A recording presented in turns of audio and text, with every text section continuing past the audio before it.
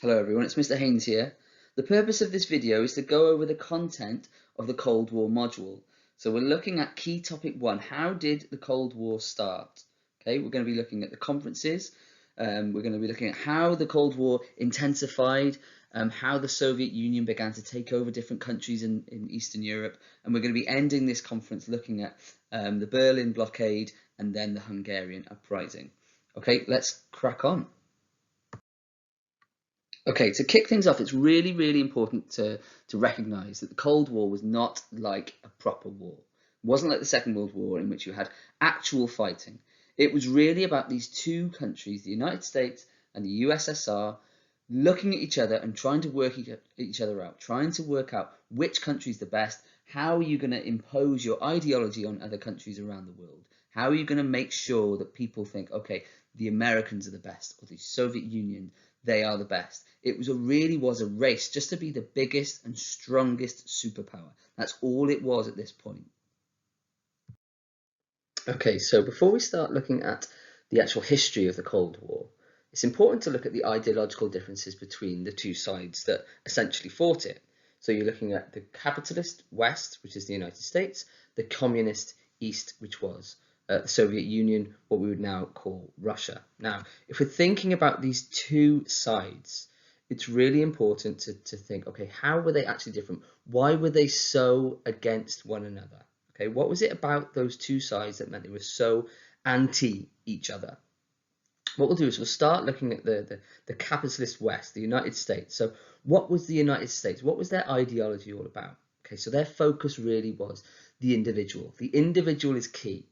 Okay, that person can live the American dream. They can work as hard as they want. They can earn as much money. They can buy whatever they want. They can buy a nice car. They can buy a nice house. They can have this luxurious life. Okay, it's all about this idea of individual rights, individual freedom. Okay, and for them to do that, their economy was set up in a way in which they could make a profit. People were allowed free trade. There was free trade with other countries, and they were able to really kind of make as much money as they wanted to. Okay, one of the things that allowed them to do this was simple democratic structures such as the rule of law and open and free elections. So, for example, in the United States, you could vote for political parties. You could vote for the Republican Party. You could vote for the Democrat Party, or whoever you wanted to. Okay, you were able to do those things that meant the country itself was able to proceed in that way, where people could make money, people could be individuals. It was all about the individual being key. Now, if we look at the other side of the coin, if we look at the communist side, so Russia, the Soviet Union, what was their ideology?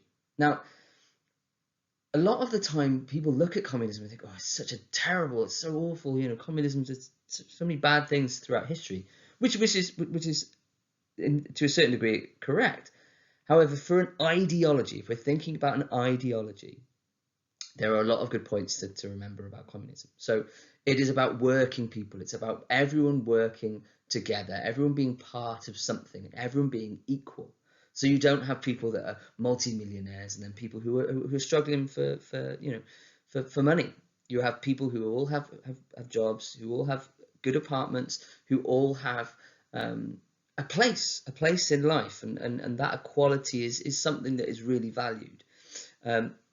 This was done through a single political party. A single communist party would essentially run the whole country. Everything was planned by the government. Your job was from the government. Your job was either to work for the government factories, the government car manufacturer, or laying roads for the government. Everything was done by the government. The government was in charge. Okay.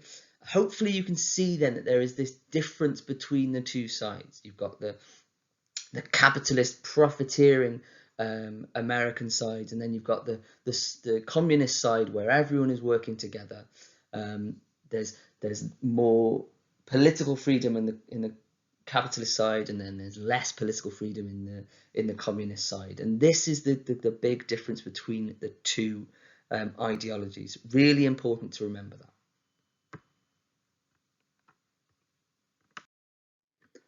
Okay, so the first kind of topic we're looking at then, if we really get into key topic 1 and the origins of the Cold War, is to think about the end of the Second World War. Okay, now I've put a quote up here, which is, "My enemy's enemy is my friend."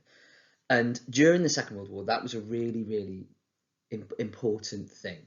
Okay, you had the Soviet Union, the United States, working in tandem because they both hated and feared the Nazi takeover of Europe. Okay, we need to go back though a little bit to think, okay, how did this scenario kind of get together? So, Communist Revolution takes place in Russia in 1917. They leave the First World War, and then we have the 2 decades between the First World War and the Second World War. Okay, during that period, you have lots of suspicion on both sides, the United States, the Soviet Union, of each other. They're both kind of suspicious of one another, and it really, nothing really changes until 1941. Now, 1941 is an absolutely pivotal year in the relationship between the Soviet Union and the United States. First of all, in 1941, the Soviet Union is invaded by the Nazis. So Hitler invades the Soviet Union in 1941. Operation Barbarossa. It's a really big offensive. Hitler absolutely hates communism, so he wants to go in and he wants to trample communism into the dust. Okay. Later in that year, in December 1941, you have the Japanese, who are the allies of the Nazis. They attack the United States in Pearl Harbor. That then means that the Nazis, the next day or the next couple of days later, they declare war on the United States. So suddenly you've got Germany at war with the United States and the Soviet Union at the same time. So both these countries, the United States and the Soviet Union, that have been suspicious of one another for a long, long time, they have got what's called common cause. So I'll go back to that quote again. "My enemy's enemy is my friend." Okay, they're not alike, the Soviet Union and the United States. They don't particularly like each other, but they now have this common enemy being Hitler. Okay, as the war kind of carries on, then goes on into kind of late 1943, it's getting pretty clear that Germany is not going to win the war. Okay, they're outmanned, they're outgunned. The United States and the Soviet Union, they're bringing their total economies, their total countries to bear on the Nazis, and it's obvious that the Nazis are going to lose the war. They can't carry on the way they are. It's at this point that the suspicions between the two countries, they start to bubble up, and we'll look at the conferences in a second. But once it kind of becomes clear that the war is going to end, both countries, the suspicions that have been on hold for a couple of years, okay, they start to bubble up. They start to really matter again. Okay, the countries are a bit like, it's been good being friends with this country for a couple of years, but you know what? Really, deep down, we don't really like each other. Okay, that's a really important thing to think about here. It was only the mutual hatred of Germany and the mutual hatred of their common enemy, the Nazis, that kept these two countries really from being quite suspicious of each other and enemies, essentially. Okay, so as I mentioned, it's pretty clear that the Nazis are not going to win the war. Pretty much everyone, apart from Hitler, around the world realizes that's going to happen. And by the end of 1943, the main leaders of the Allies, the Allied powers, they decide, okay, we need to get together. We need to map out what is the post world going to look like once we defeat the Nazis. What are we going to do? And they form what's called the Grand Alliance. The Grand Alliance being, those three countries, the United States, the UK, and the USSR, and they are epitomised, of course, in our imagination, by the leaders. So you've got Franklin Delano Roosevelt, who is the President of the United States. You've got Winston Churchill, of course, Prime Minister of the UK, and you've got Joseph Stalin, who is the dictator leader of the Soviet Union. Now, with the end of the war in sight, they decide to meet. So they meet for the first time in Iran in November 1943. Now, this is the first peace conference that we will cover in the Cold War. Okay, so the first one is Tehran, and that is November 1943. So what is the aim of this conference in Tehran? What do they want to do? You know, it's the first time they're kind of getting together, so there's a lot of suspicion, there's a lot of tension between these three leaders. They don't really know each other that well. Obviously, they have been allies, but this is the first time they've all got together. They're all with their staff. They're all sat down and they just discuss. Okay, what is the plan now? Now, the main aim of the Tehran conference is pretty straightforward. The main aim of Tehran is to just plan a strategy to finish the war, to defeat the Nazis and win the war. So what they do is they come up with some agreements about certain strategies in order to do that. So I'm going to go through 4 points for the Tehran conference that I think are really important, that will be helpful for you when you come to revise. So one of the first points of the Tehran conference is the demand from the Soviet Union that the US and the British open a second front in Western Europe. Okay, so as I said previously, the Soviet Union had been invaded by the Nazis. Okay, it's a really brutal battle between the two countries, and the Soviet Union, they want the British and the Americans to relieve some of that pressure, okay, by opening up a second front. Okay, that is the first point to note for Tehran. Okay, the first point is opening up a second front. Now, the second point, Stalin now decides, okay, we will help the Americans defeat the Japanese. Okay, they would supply Soviet troops to help the US beat the Japanese. But, and this is a big caveat, it's really important to remember, they will only do this once the war in Europe is over. Okay, so the Soviets have said, yes, we will help you fight the Japanese, but we will only do so when Nazi Germany is actually been defeated. Okay, that's the second point. The third point, okay, they start to have a discussion about what happens to Germany. Okay, Germany's a really important country in so many different ways. Okay, now obviously centre of Europe. It's been responsible to certain degrees for two world wars, and they have to make a decision on Germany that I guess is fair, but also isn't so misguided like the Treaty of Versailles was. Okay, so they don't make a formal agreement, but they do decide that, okay, we don't want Germany to be so strong that it can inflict this kind of pain on Europe again. Okay, so that's what they decide. They decide, okay, we need to make a decision on Germany. What we're kind of guessing is Germany should remain weak. So that's the third point. Now, the last point for the Tehran conference, okay, is that they're going to set up an international body to settle disputes.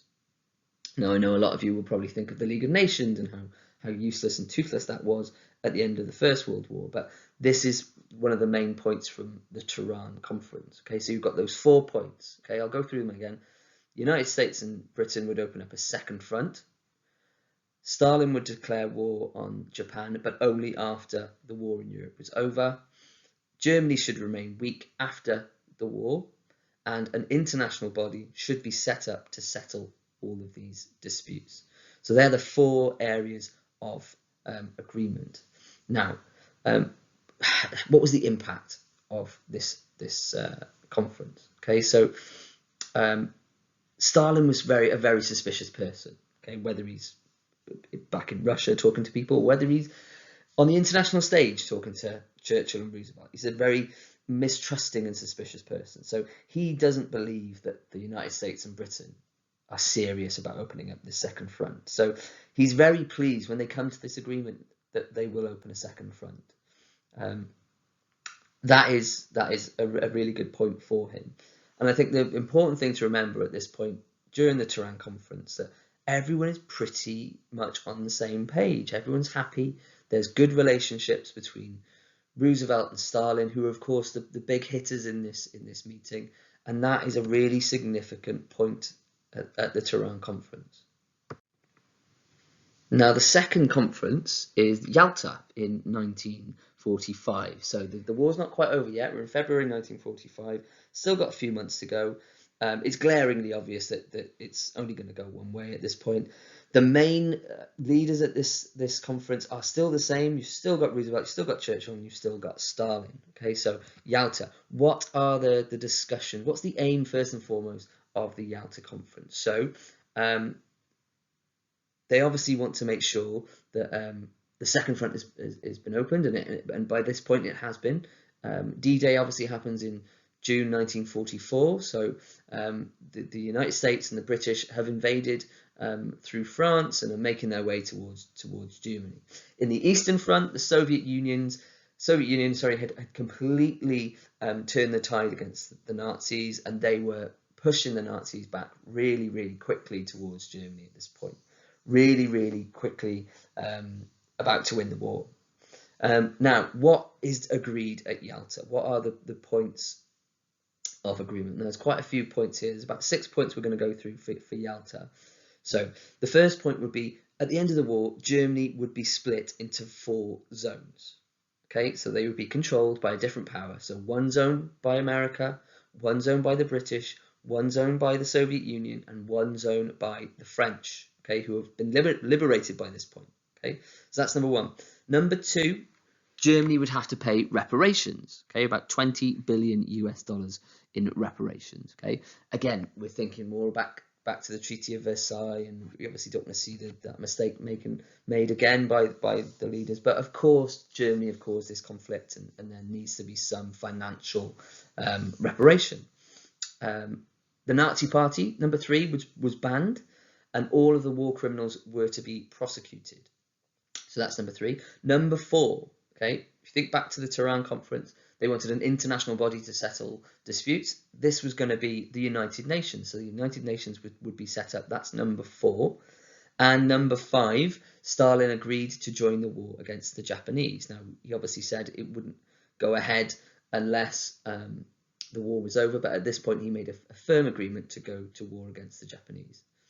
The final point then, the final area of agreement in the Yalta conference was Stalin agreed that future governments of countries in Eastern Europe, so countries that are essentially under the control now of the Soviet Union army, the Red Army, because as they push their way from the Soviet Union into Germany, they're essentially controlled by the Soviets at the moment.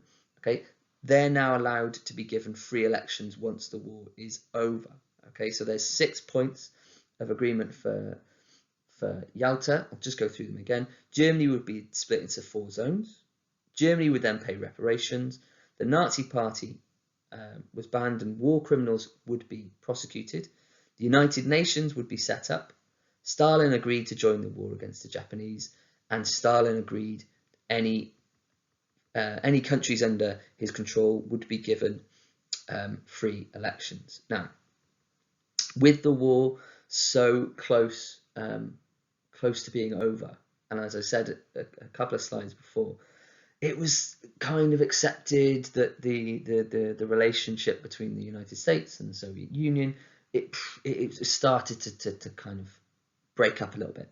So they're not as particularly chummy as they were, say, at the Tehran conference. Not everyone is particularly happy with each other. So they do have some disagreements. Now, one of the first disagreements they have is that Stalin wanted all of the what's called the 16 Soviet republics, so the countries that make up the Soviet Union, to be given individual membership to the United Nations. Now, this was a disagreement between the Soviet Union, Britain, and France. Okay, so they all disagreed about the Soviet republics being given membership to the United Nations.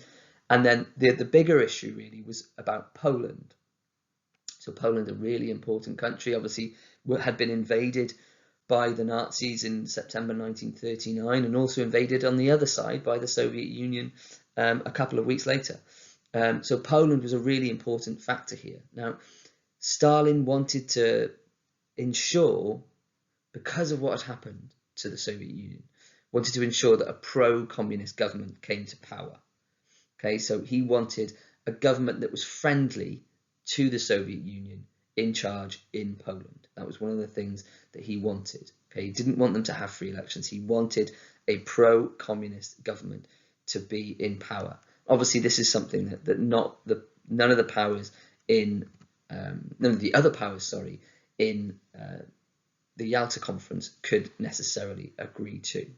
So there are the disagreements. You can see now that the relationship between those leaders, those people, those countries are starting to break up. They're starting to disagree on little things because their enemy is getting further and further in the distance. The Nazis are almost done.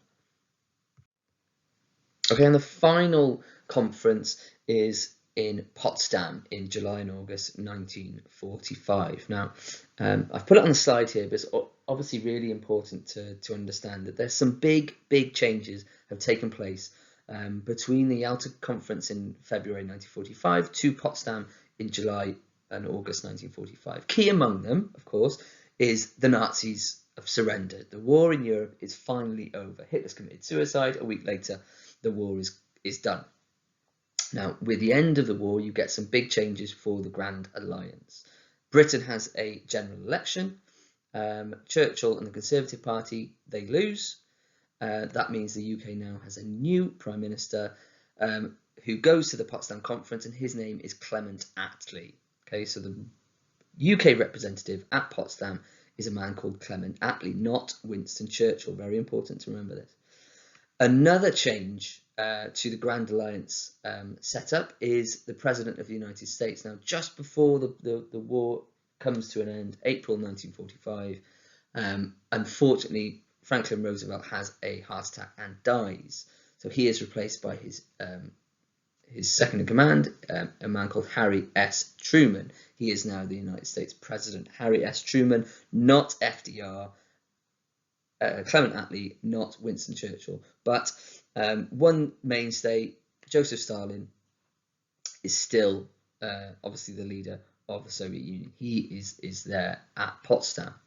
Now, I'm going to break it down again into areas of agreement during the Potsdam Conference. So what did the four powers agree during Potsdam? So an agreement was made, number one, that Germany would be divided into those 4 zones. Okay, so that's a finalized agreement about Germany being divided into 4 zones. Number 2, so the second agreement, okay, as well as Germany being divided into 4 zones, Berlin, the capital of Berlin, would also be divided into 4 zones. Berlin, as it happens, was sat geographically in the Soviet zone, but as an important city, as the centre of Germany, it was decided that the city itself would also be divided into 4 zones, mirroring how Germany itself was divided.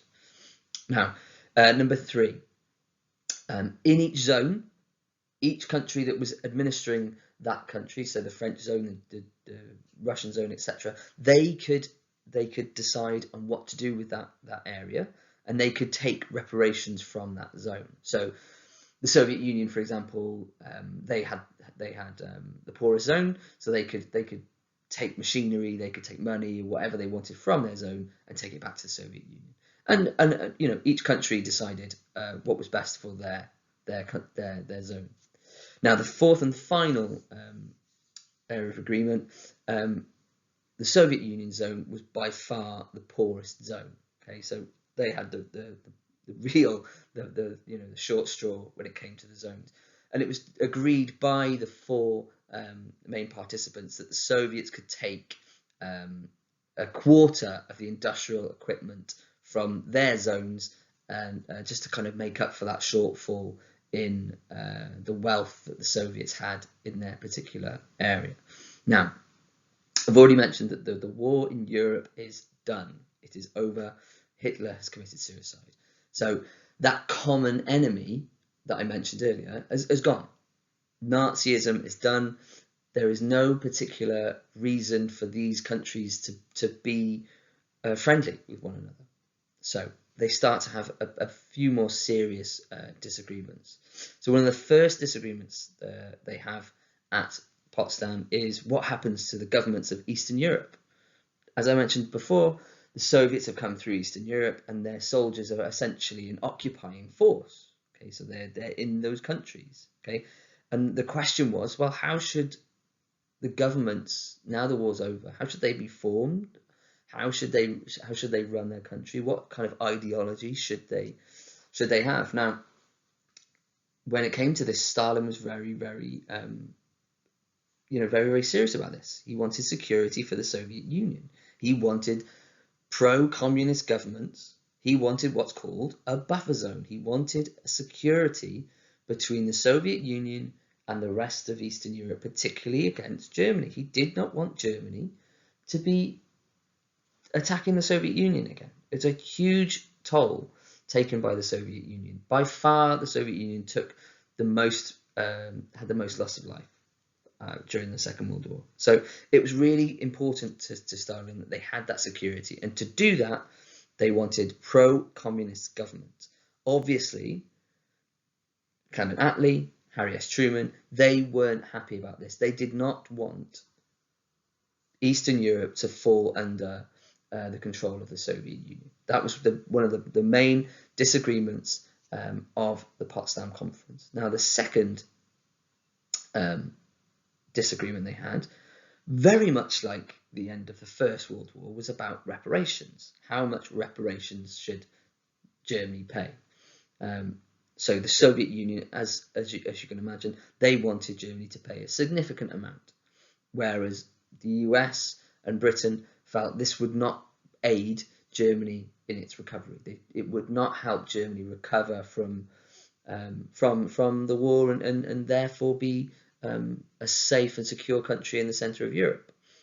Britain and America saw what had happened with the Treaty of Versailles. The Treaty of Versailles was so important in starting this Second World War, in allowing the Nazis to come to power. So they realised, well, if we're going to take so much money off them, we're going to treat the Germans so badly, we're just going to have a repeat of what's happened 20 years before. That rise of Nazism, that march to war, and that bitterness that was felt by the Germans for 20 years after the end of the First World War. Okay, so we'll leave this point here. So the peace conferences, you've got the three peace conferences: Tehran, Yalta, and Potsdam. Tehran, 1943, Yalta, 1945, Potsdam, July 1945. Now, you can see different levels of tension at each one. Tehran, they're all quite chummy and friendly and all happy and everything else. Yalta, at start, it's not as happy. It's starting to break up a little bit. And by Potsdam, not a good place at all for any of the three leaders. So the big issue in the background to the conferences really is the atomic bomb. That is the big thing here. Now, the United States have been developing this weapon for a couple of years, towards the end of the Second World War, and it's only almost the day before the conference begins, the 16th of July 1945, that the US first successfully detonates the atomic bomb. And it's during the conference itself that Harry Truman mentions to Stalin what they've achieved. He said, we've tested this atomic bomb.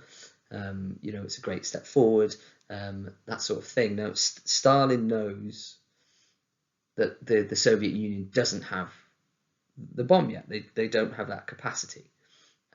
So this is a kind of a big kind of coup for the United States, in the sense that they've got this weapon that the Soviet Union don't have. Now, obviously, we all know that the Second World War is essentially finished with the explosion of two of these atomic bombs in August 1945, first against Hiroshima and then against Nagasaki. So that ends Japan's involvement in the Second World War.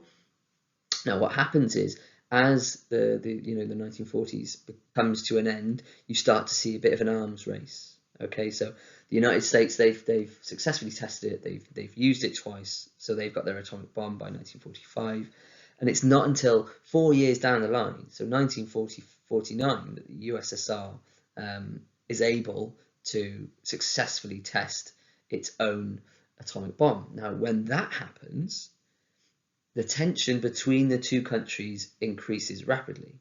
Okay, now before, when the United States have exploded an atomic bomb, there's not a lot the Soviet Union can do about it at this point. They know they are essentially outgunned by the United States. They can't compete with that. But when they get their own bomb, they are able to kind of almost, look at them in the face and say, whatever you've got, we've got. And this causes tension to increase rapidly. It really, really ramps everything up, and really you could say this is the beginning of the Cold War, really. The atomic bomb and that focus on military strength, which is a fixture throughout, the decades of the Cold War.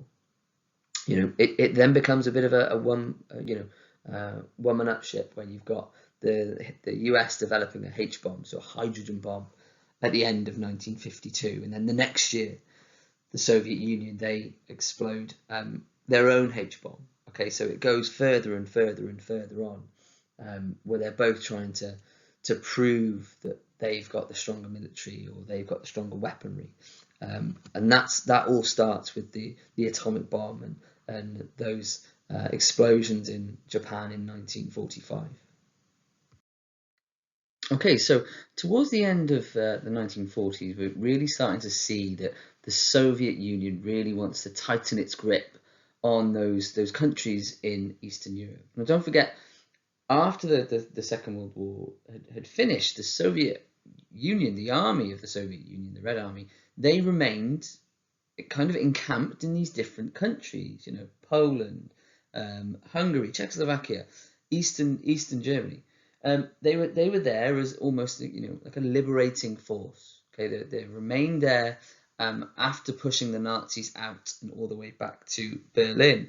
Now it's after the war finishes that the Soviets really want to expand their influence into these countries that they've liberated essentially from the Nazis, and it's obviously it's a difficult thing to accept for the Western alliance, the Grand Alliance between President Truman and Winston Churchill, that their one-time ally in fact has these quite underhand ideas about what he wants the post-war European landscape to look like.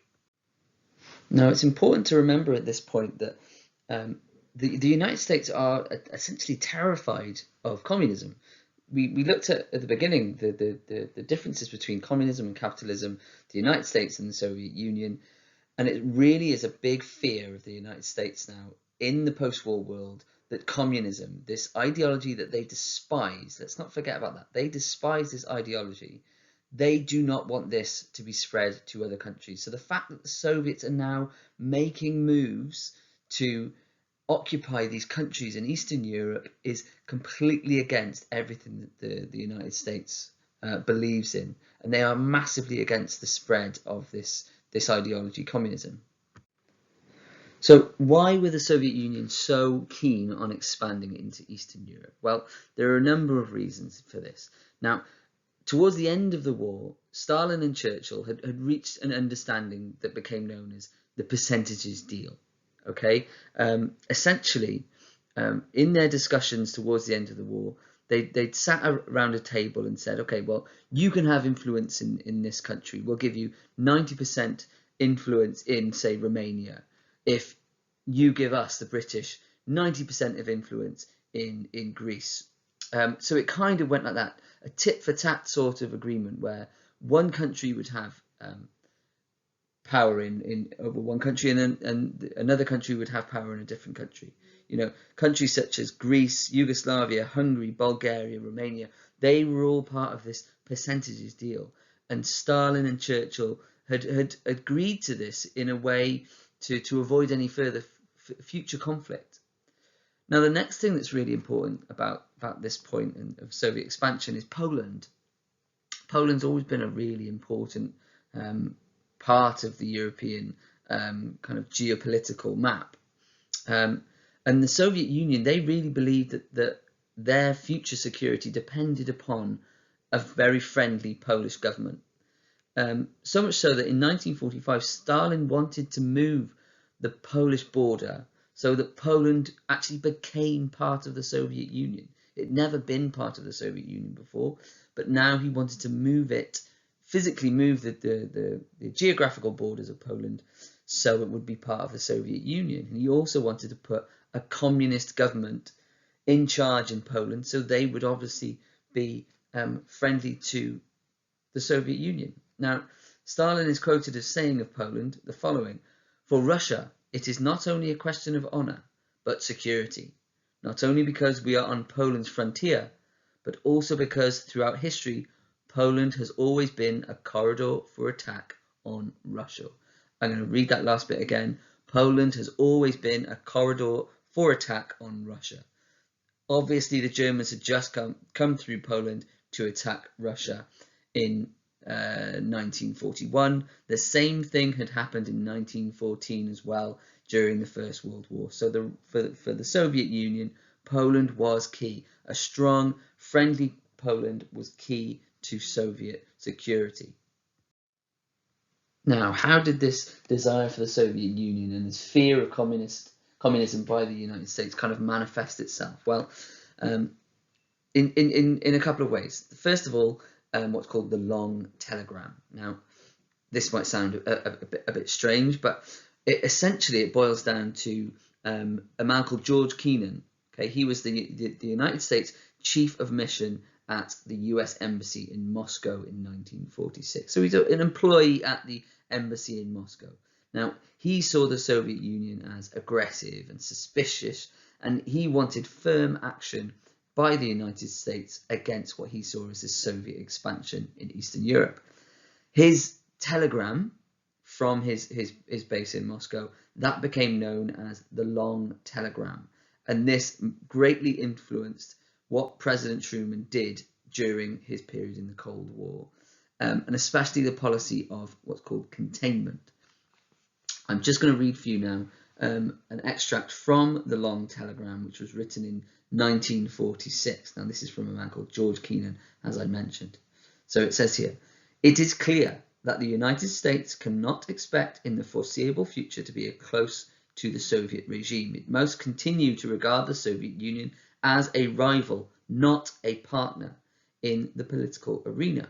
It must continue to expect that Soviet policies will reflect no abstract love of peace and stability, no real faith in the possibility of a permanent, happy coexistence of the communist and capitalist worlds."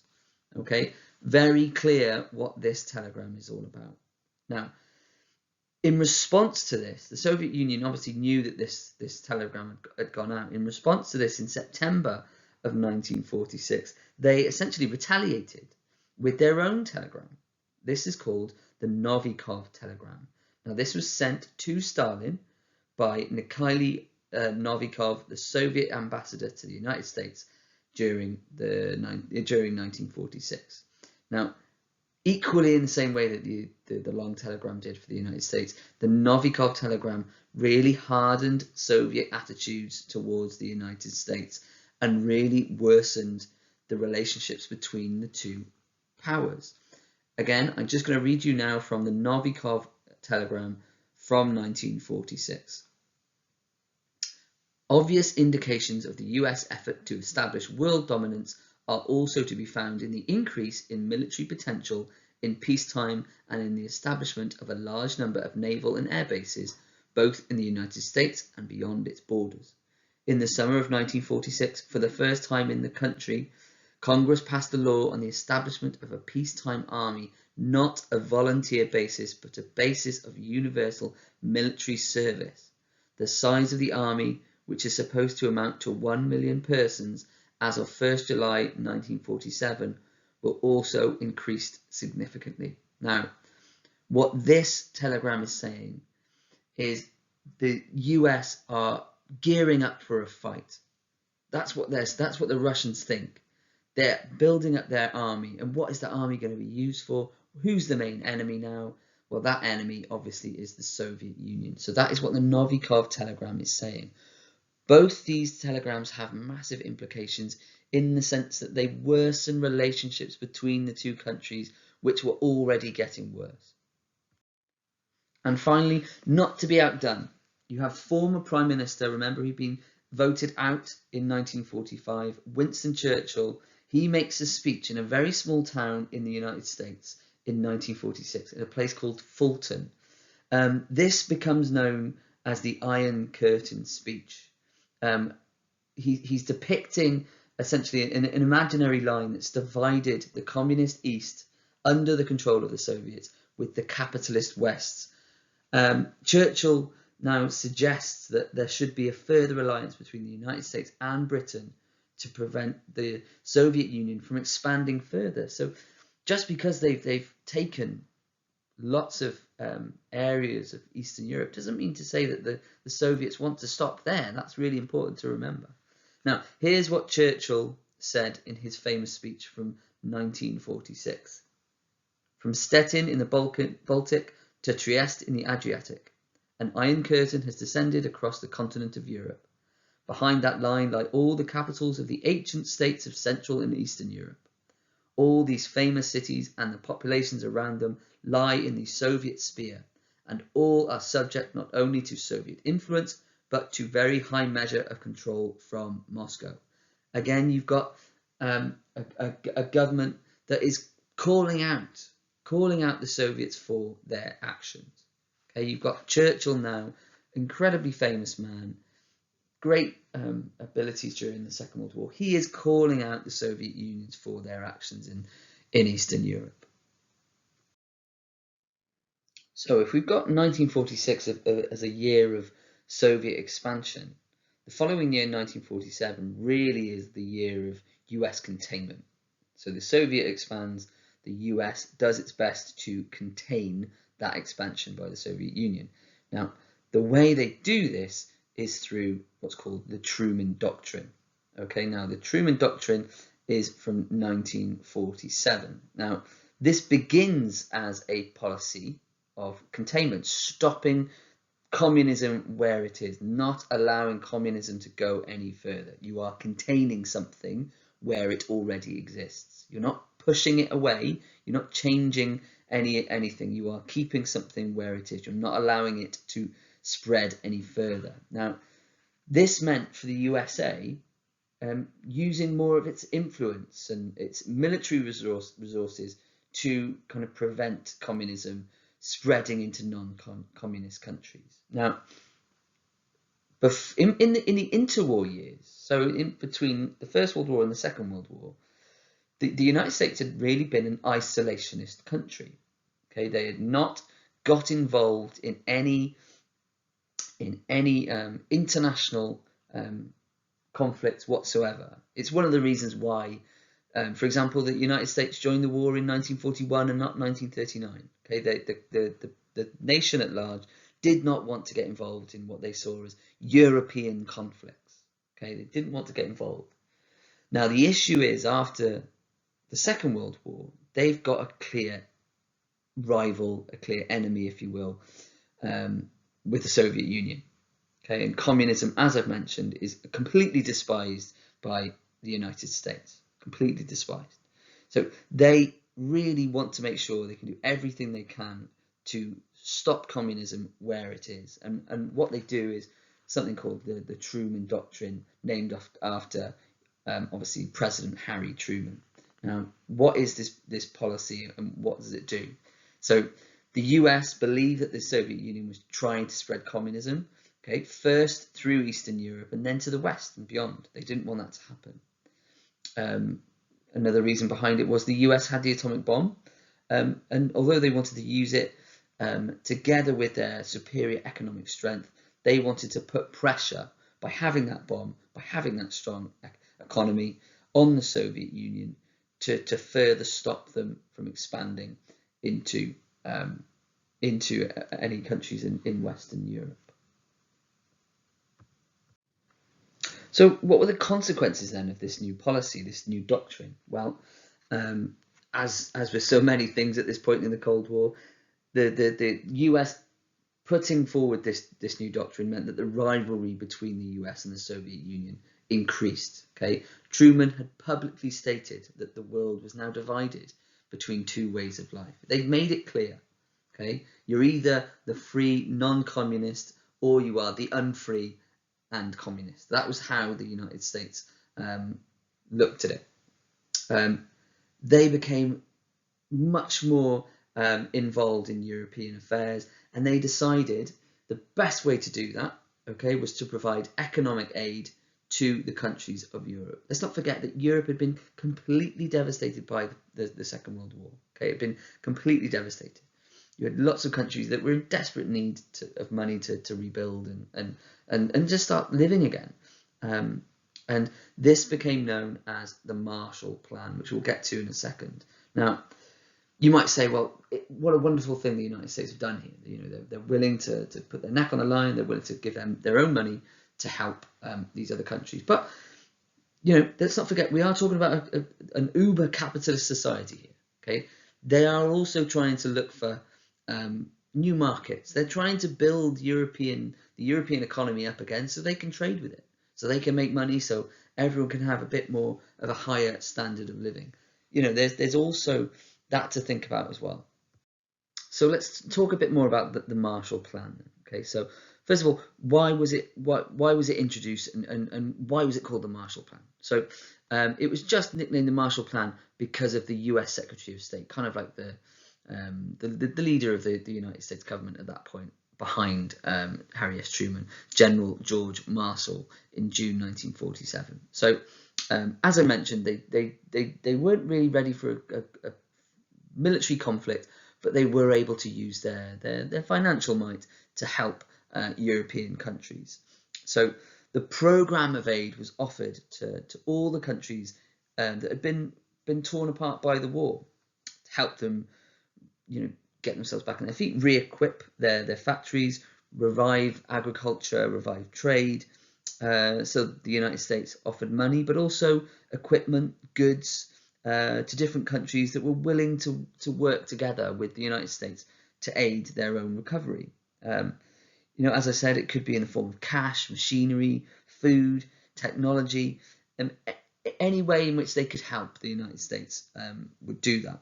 And in return, once they'd had this aid, the United States would even then sell products to these countries. You know, they'd sell US goods, and US companies would go in to help, and then would invest, and then those industries would improve in each country. So what were the consequences then of this plan? Okay, so by 1953, so 6 years after the initiation of the Marshall Plan, the US had provided $17 billion to help European countries rebuild their economies. Okay, so a huge amount of money for the early 1950s. What it did as well, though, it further entrenched the division between the Soviet East and the capitalist West. Stalin is accusing the US of using this plan for their own selfish interests. He's not seeing it as it's a charitable act. He's seeing it as a selfish interest to dominate Europe, to have Europe be under American influence as much as it is under USSR influence. Okay, that's a really important thing here. So let's take a look then at the Soviet response to the Truman Doctrine and the Marshall Plan. You know, if you've got the United States really getting involved in international affairs for the first time, giving money to war-torn countries, aiding their recovery, you know, going so far as to give, industrial help and agricultural help and all these sorts of things. It really does kind of shine a light on the Soviet Union. So the Soviet Union really does have to respond in some ways to this, and their reaction, first and foremost, to the Marshall Plan was to call it dollar imperialism. Okay, I love that phrase, dollar imperialism. Essentially saying that the United States is trying to control Europe, not through military power, but through economic power instead. Okay, the influence of the United States, that imperialism, is through its money, it's through its economy, and not necessarily through its military might. And he believed that the United States was really trying to undermine communism and promote capitalism around the world. You can see here with this episode that both sides are accusing the other of exactly the same thing, but they're doing it in different ways. Stalin, the communists, they're being accused by the United States of taking over countries militarily. Okay, the United States are being accused of taking over countries economically, and you can see how the division between these two countries is just getting bigger and bigger all the time. So what did the Soviet Union do? Well, they first of all, in 1947, they created a thing called Cominform, okay, the Communist Information Bureau. Now, this was set up to enable the Soviet Union to essentially coordinate all the different communist parties throughout Europe. Okay, now if we were imagining with that Soviet expansion, you've got all the different nations of Eastern Europe now under communist control, and Cominform was designed to coordinate these political parties to essentially follow the rules set down by Moscow. This really was the Soviet Union's response to the Truman Doctrine. So what were the aims of Cominform? Well, first and foremost, they wanted to follow the Soviet aims in foreign policy. And secondly, they introduced Soviet-style economic policies, not money at this point, just policies, such as the collectivization of agriculture and state control of industry. Now, that was a really important thing here, because you're essentially telling all these countries in Eastern Europe, you are going to run your countries, you're going to run your economies just like we do from Moscow. Every country is going to be run in the same way. Okay, you're going to grow your food in the same way, you're going to create your products in the same way. We're all going to do it the same. That is what Cominform was all about in 1947. Now, Comecon in 1949. Now, this was called the Council for Mutual Assistance.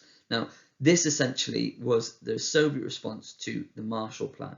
Okay, if Cominform was the response to the Truman Doctrine, Comecon was the response to the Marshall Plan. Now, what was this all about? It was supposed to be a means by which the Soviet Union could financially support countries in Eastern Europe. But in reality, it was used by the Soviet Union to essentially control the economies of all these different countries, and also to give the Soviet Union access to their resources. That is what it was all about here. It was set up to kind of coordinate the production and the trade of all these different European countries. So what we can look at here, really important when it comes to exams, let's think about, okay, Cominform, that is the Soviet response to the Truman Doctrine, and Comecon, the Soviet response to the Marshall Plan. Okay, so now we get to the first major crisis of the Cold War, and this is the First Berlin Crisis, or better known as the Berlin Blockade. Now, to really understand the blockade, we need to go back to 1945, the end of the Second World War. Okay, as we know, Germany and Berlin have been divided between the four main powers: Britain, France, the United States, and the Soviet Union. Okay, how do we get to a point then where the Soviets look to essentially block off access to the most important city in Germany? Well, let's have a look through the causes then of this crisis. So in 1948, March 1948, you get Britain, France, and the United States. They decide to merge their zones, and that becomes West Germany. Okay. Not only that, though, they introduce a new currency called the Deutschmark to Western Germany. Okay. This is intended to help the economy grow stronger and stronger. Now, one of the issues with this for the Soviet Union is, as we mentioned, the Soviet Union don't really want a strong Germany. They don't want a country which is capable of growing and being successful, and therefore potentially using that Polish corridor to attack the Soviet Union again. That is the last thing the Soviets want. They want a Germany that is weakened. The problem that they have, though, with this merged Western Germany, with this new Deutschmark, they start to see that people in Eastern Germany and Eastern Berlin, they're attracted to the opportunities and the freedoms that they can see in the West. It's quite tempting for a lot of people. Stalin was very angry about this, and he's particularly annoyed that the West have not consulted him before making changes to their zone. in Germany. And because of this, he wanted what he saw as the cancer of West Berlin to be removed from East Germany. Because as you can see from the slide here, Berlin is deep into the heart of the Soviet zone. So what happens then? How does Stalin remove this cancer as he talks about it? Well, it all starts in 1948. Okay, it starts in March 1948. Now, you have something called the Allied Control Commission. Now, this was set up to essentially run Hungary, but it also now helps run Germany. Okay, you get the four main powers. They are part of this Allied Control Commission, and they are running Germany. But in March of 1948, the Soviet Union, they walk out of this commission, and they complain that the Western attitudes to running Germany just don't work. Okay, it just doesn't work. This leads to the next problem, which was in April of 1948, where you get the three Allied zones of Western Berlin and Western Germany. They are included in the Marshall Plan. Okay, this then adds tension because the Soviet troops that are in Germany, are in Berlin, they start checking the vans and the trucks that are coming into Berlin using the Marshall Plan money. What are these vans and these trucks bringing in with the Marshall Plan money? What is going on here? In June, as I already mentioned, they want to bring in this new country, this Western German state, this new Deutschmark, and is at this point that the Soviets actually decide, okay, well, if you're gonna do this, we're gonna do the same. So June 1948, the Soviet Union, they retaliate. They bring in their own currency called the Ostmark. It's called the Ostmark. They bring that to the Soviet zone and into East Berlin. Now, it's in June where the tension around Berlin is too much. Okay, you've got the threat of the Marshall Plan is causing too much hassle for the Soviet soldiers, and Stalin's getting too angry about it. You get the temptation of Eastern Berliners looking at the West and thinking, wow, this looks wonderful, maybe we should go over there. The economy looks to be doing really well under the Deutschmark. Ours is not doing particularly well. So it's in June, on the 24th of June, that Stalin finally has had enough. Okay, he accuses the West of interfering with the Soviet zone. So what he does is he cuts off all road, rail and canal links to West Berlin, and this essentially starts the Berlin blockade. Now, when this happens, the city only has about 6 weeks supply of food and fuel, the things that that part of the city needs to keep going. And essentially, Stalin wanted to starve the 2 million people who are living in West Berlin into submission. He wanted to say, I've got this control of this place. You need to kind of give up West Berlin to me. It's in my zone. I should have it by rights, or we'll have to go to war. We'll have to go to war. Now, what the West does to get around this, they organise this airlift. So for 10 months, they fly in food, fuel, all sorts of things are flown into Western Berlin. Stalin, though, he hasn't quite got the guts to say to any of his generals to shoot any of these planes down. Okay, he does not want to shoot down these planes because he knows if he shoots down one of these planes, that will be an act of war, and that is something at this point that he can't really risk.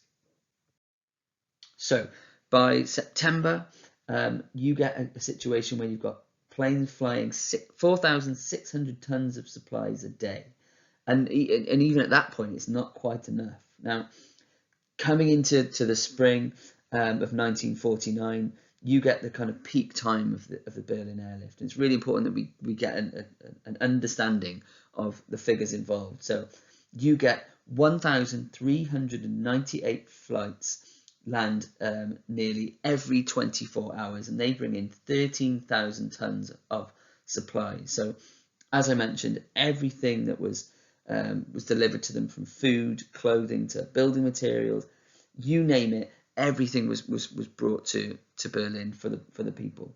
Now, by the middle of 1949, on the 12th of May, Stalin realizes the game is up. This is not gonna stop. We're being made to look like fools, really. Okay, the West are just dropping things on us, and it's just becoming it's a bit too much for us.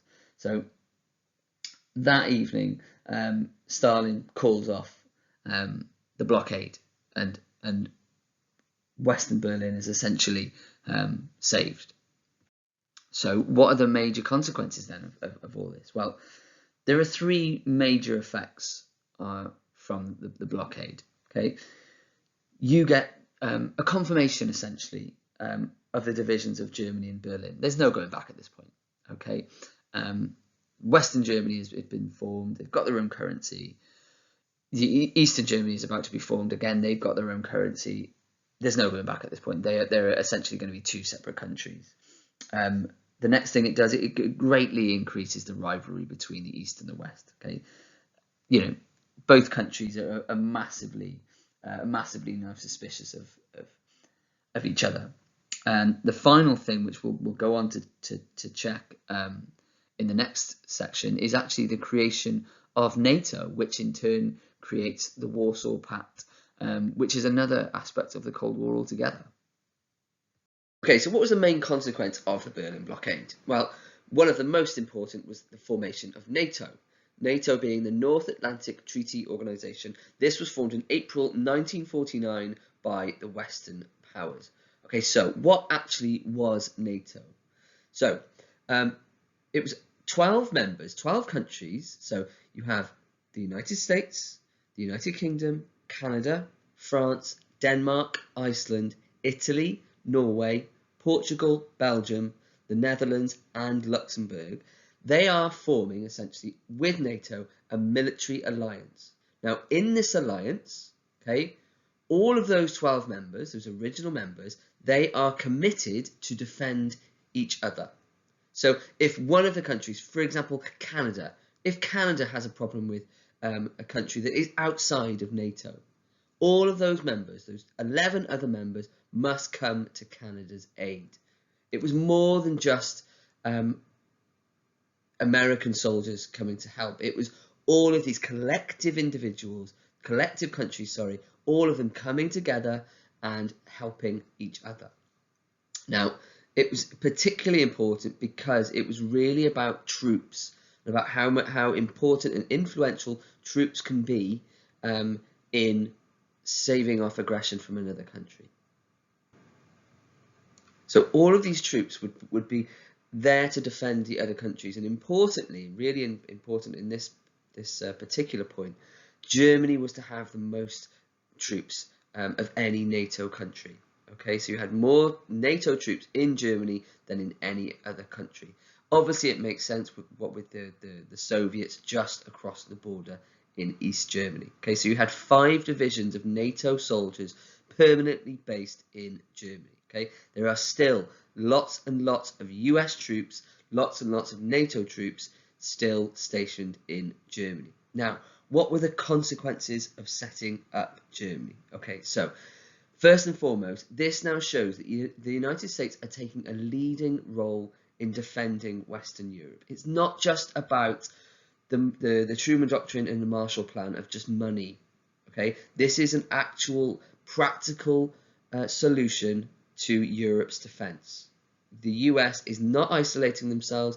They are putting themselves front and centre and saying, we are going to defend Western Europe if necessary.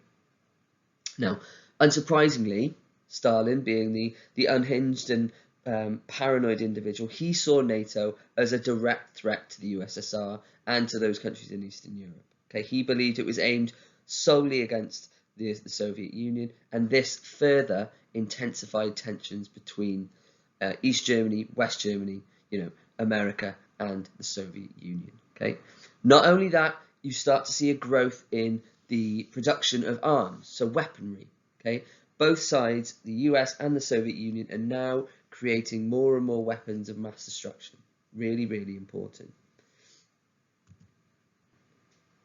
So in light of all this, you have the Warsaw Pact. Now, a direct, really a very, very direct opponent to NATO, and really, set up as a counterbalance to NATO.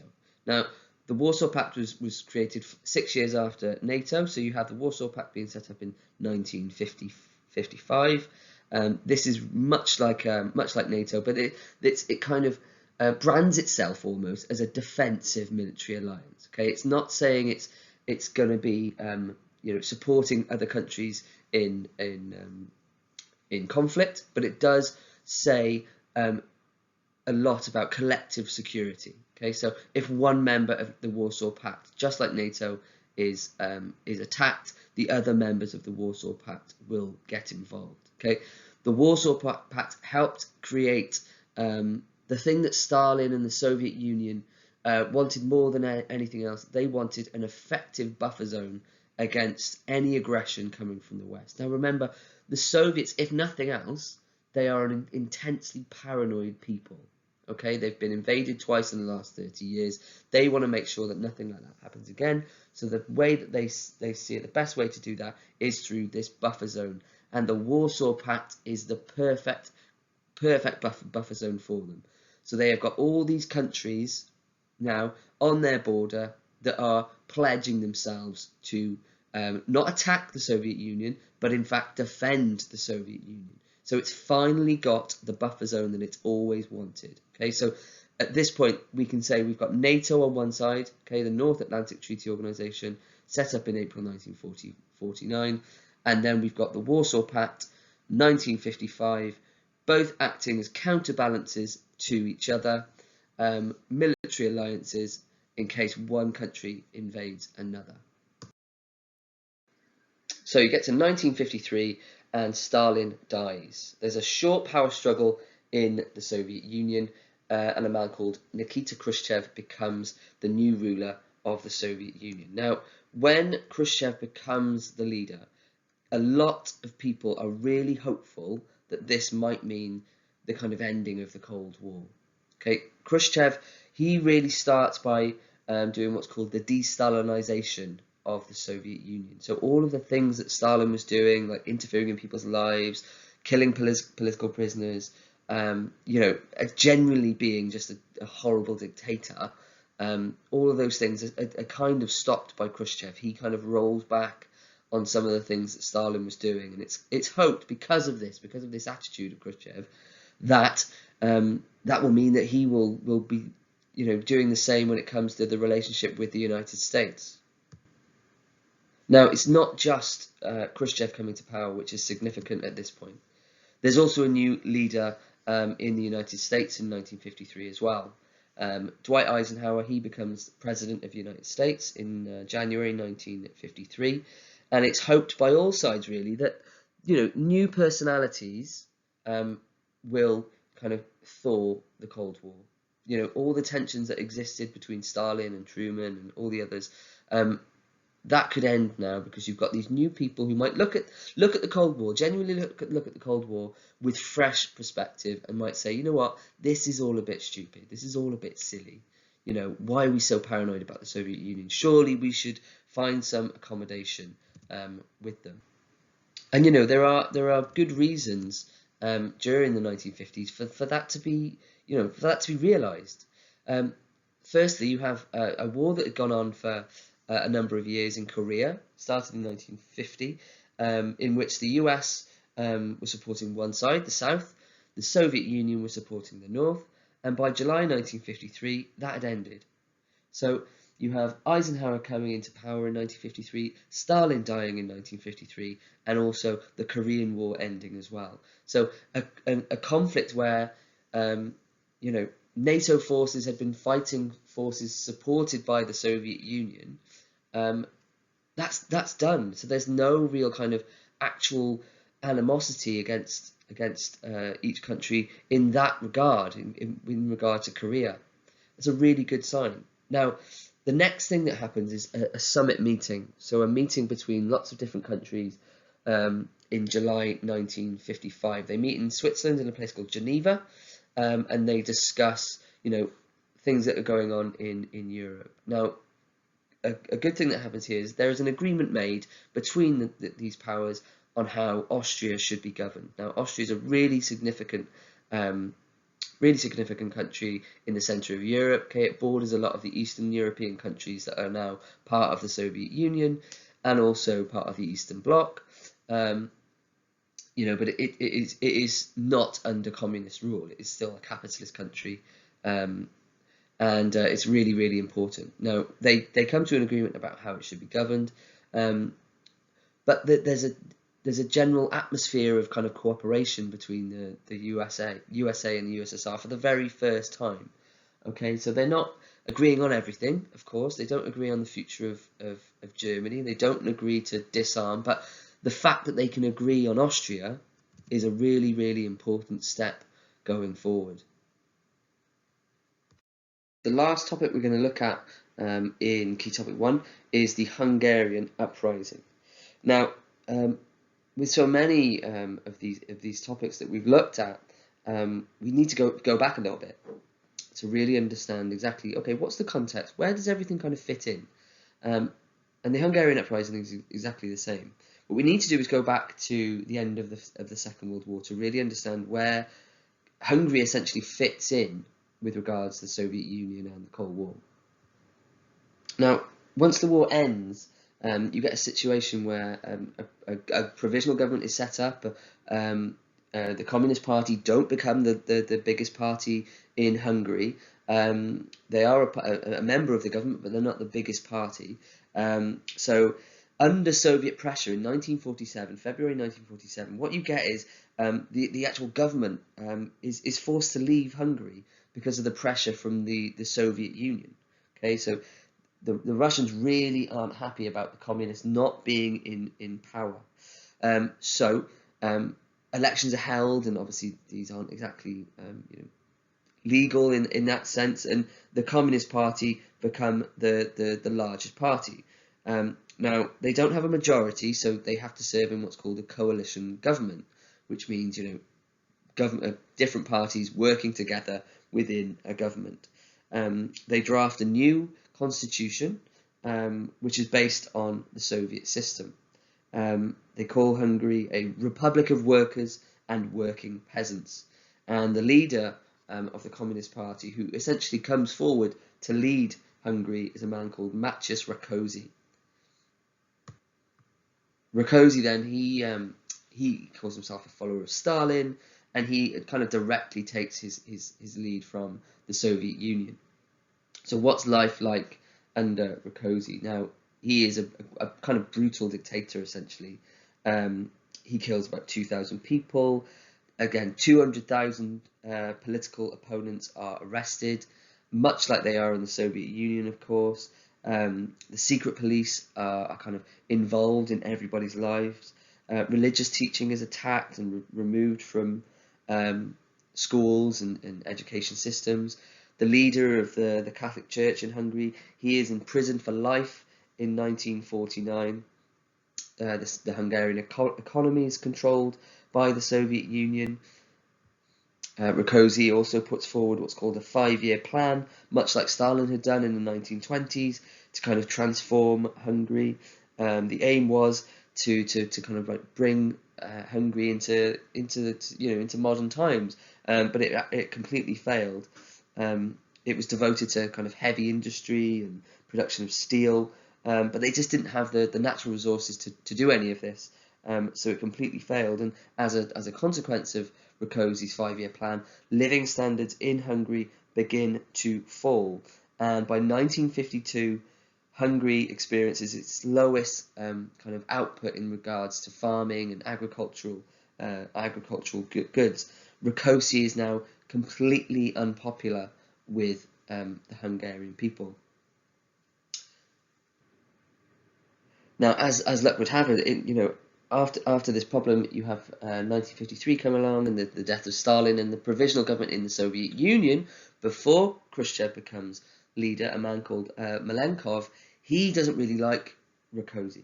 So Rákóczi is replaced by a man called Imre Nagy. Now Nagy is a much more progressive communist, still a communist, still believes in that kind of ideology, but he's much more kind of open-minded than Rákóczi ever was. What this shows, though, the fact that they are able to swap Rákóczi for Nagy, is the Soviets essentially have all the control over Hungary. So with Nagy in place, you have a 3-year period in which all things kind of go upside down in Hungary. So essentially, behind this backdrop of Stalin dying and the kind of power struggle within the Soviet Union, you have the kind of the interim leader of the Soviet Union putting Nagy in place. He is then, in fact, swapped out again for Rákóczi. So Rákóczi takes over the leadership of Hungary in 1955.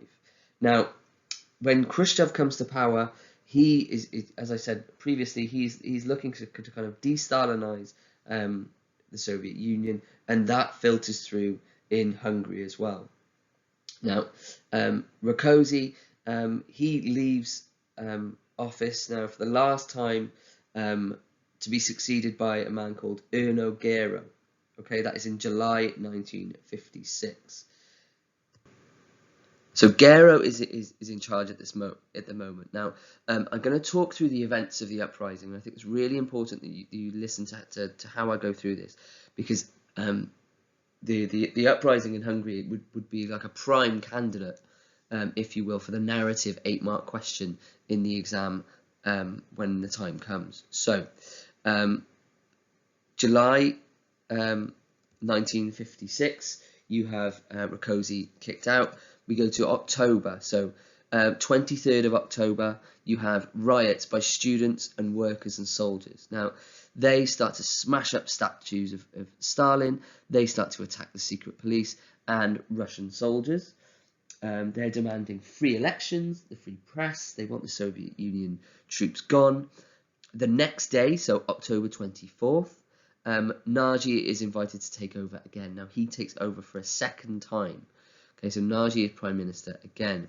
He asks on the 24th Khrushchev to take the Russian troops out of Hungary. And on the 28th of October, Khrushchev agrees to troops being taken out of Hungary. Between the 29th of October and the 3rd of November, the new government under Imre Nagy, they introduce democracy, freedom of speech, freedom of religion. The leader of the Catholic Church is free from prison, and he announces that Hungary is going to leave the Warsaw Pact. Now, this is as you can imagine, wonderful stuff to the Hungarians. Amazing. Okay, all of these things that they've been looking forward to, that they've longed for so many years.